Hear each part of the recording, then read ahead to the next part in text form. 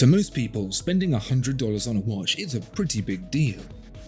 Let's be real, that's no small lump of change, and for the outcome to be duplicating the thing you already have built into your phone, spending it like that is really quite the luxury. That's how much the Timex Waterbury Ocean costs, and it's pretty well representative of what you can expect for the price these days. So what do you get if you spend 10,000 times more? $1 million. We're on tour. If you want to join me live at an event near you and hear first about limited edition merch and giveaways, then make sure to register at the link in the description below. Thank you. Maybe I'm getting older, but I'm increasingly surprised by just how little $100 gets. That barely seems to buy a decent meal for two around here these days. A new release AAA video game is close. So to get a fully functioning watch for that seems like pretty good value.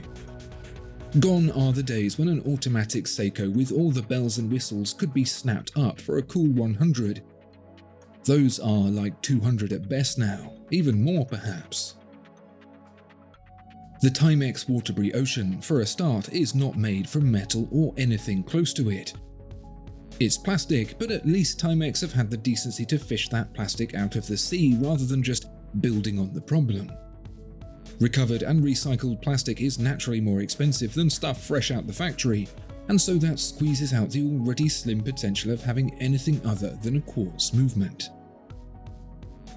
If you're new to the game, a watch's movement is the tiny engine that powers the hands and keeps them ticking to the right time. A quartz movement is typically one powered by a battery and regulated, that is, kept in time, by a computer chip and a literal quartz crystal. Stick an electric current through a quartz crystal and it vibrates very precisely, making it perfect for using as a timekeeping device. Atomic clocks work in a very similar way, but with much greater accuracy. Most owners of luxury watches, however, would consider quartz bad. Why? Because it's not mechanical. Before electricity, watches were powered by a spring and regulated by another smaller spring built into a tiny and very precise mechanism called an escapement. The escapement has been refined over centuries and represents the pinnacle of mechanical engineering before it all went to bits and bytes. So the Timex isn't as romantic as its much more expensive counterparts, but ironically it is more precise. That 1 tick per second you typically see of a quartz watch. Mechanical watches tick 8 times per second in case you are wondering, with the quartz reduced to 1 to save battery. It's more accurate by a factor of 10. In fact, the highest quality quartz movements are over 100 times more accurate than mechanical. The Timex's well-rounded feature set continues, offering 30 meters of water resistance to keep it sealed when splashing around in the pool, and a quick-release bracelet that's very easy to swap to what will hopefully be an equally sustainably sourced strap. At 42mm across, it's plenty big, and if you hadn't noticed, its Rolex-esque styling is as classic as a Buster Keaton flick. Mineral glass caps off the dial for reasonable but not great scratch resistance over plastic, and overall quality is nothing to be sniffed at from this American brand. What more could you possibly need? That's the key word there, isn't it? Need. For the purposes of accurately telling the time, you barely need the Timex, let alone anything more. Enter the Patek Philippe Nautilus 5976 1G and its $1 million price tag. Is it 10,000 times better than the Timex? Let's take a closer look. First and most obvious is that it's made from metal, and not your ordinary cutlery grade steel, but white gold. There's a lot of white gold too, because even for those familiar with the Patek Philippe Nautilus collection, the size of this thing comes as quite a surprise. It's near enough 50mm across, which is up there at the upper limit of size and beyond for most people's comfort.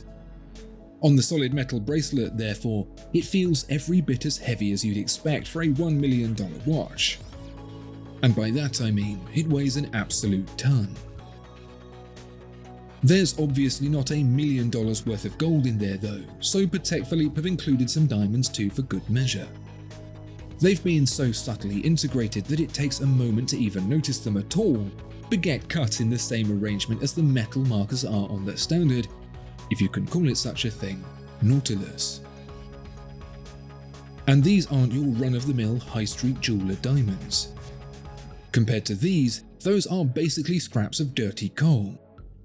Every diamond here is flawless, colourless and perfectly cut, even if that is impossible to tell when they're sprinkled over the dial like pepperoni on a pizza. Then we get to the movement. The accurate but uninspiring quartz is out, and an oh-so-romantic mechanical movement is in, the caliber CH28520C. It doesn't take an expert to look beyond the solid gold self-winding rotor weight that keeps the watch wound when you wear it, to see where a big chunk of the cost has gone. There's hundreds of minuscule parts in there, each one with a very specific and very precise job to do. It so happens that this watch, despite the cleverly simplified dial, is not just a time teller. It's also a chronograph, basically a built-in stopwatch. The top right pusher on the watch starts and stops the chronograph, and the lower one resets it. It has a pretty fancy trick up its sleeve too, because most chronographs can only be reset once they're stopped, a mechanical block preventing the user from breaking it. But this one can be reset whilst it's running. It's called a flyback, and it gives the chronograph an instant reset and restart function, which is aimed at timing consecutive laps. Nobody actually uses them for that, but that's beside the point. It's a celebration of the ingeniousness of the people that solved a very analog problem with a pen, paper, and tiny bits of metal. There are many other watches with mechanical flyback chronographs, however, some costing a fraction of the price at some $4,000, so that still leaves us some way away from the $1 million price tag. That's because it's not just what the 5976 1G does, it's how good it looks doing it.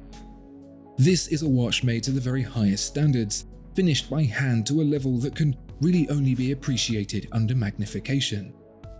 That's not just true of the movement, in which all the parts receive traditional decoration to an incredibly high degree of perfection. It's true of the entire watch. Achieving this level of quality is very time-consuming and only possible by highly trained artisans, which is why at launch it cost a whopping $100,000. But I said it was a $1 million watch. Where did the other $900,000 come from? Well, this watch is a limited edition of 1300 built to celebrate the 40th anniversary of the Nautilus. You can see the dates on the dial. Combine rarity with artisanship and a very well-known and respected name, Patek Philippe, and the lines between watch and art blur. And we all know what happens to high-demand art. The price skyrockets to a whopping $1 million. What do you think of the $1 million Patek Philippe Nautilus in comparison to the Timex? Share your thoughts in the comments below. And if you enjoyed this video, I'd be incredibly grateful if you subscribed. Thanks very much, and see you next time.